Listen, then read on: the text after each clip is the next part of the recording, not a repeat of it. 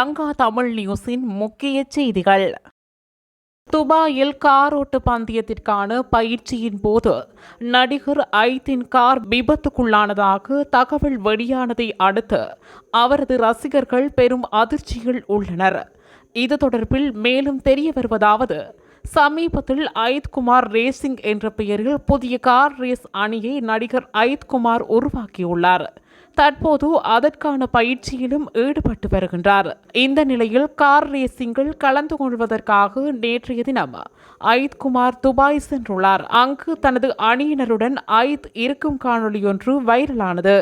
இந்நிலையில் இன்றைய தினம் கார் ரேஸிற்கான பயிற்சியில் ஐத் ஈடுபட்ட போது அவர் செலுத்திய கார் விபத்திற்குள்ளானது. குறித்த விபத்தில் நடிகர் ஐத் அதிர்ஷ்டவசமாக உயிர் தப்பியதாக தெரிவிக்கப்படுகின்றது. மேலும் நடிகர் ஐத்தின் காரின் முன்பகுதி பலத்த சேதமடைந்துள்ளதாக தகவல் வெளியாகியுள்ளது.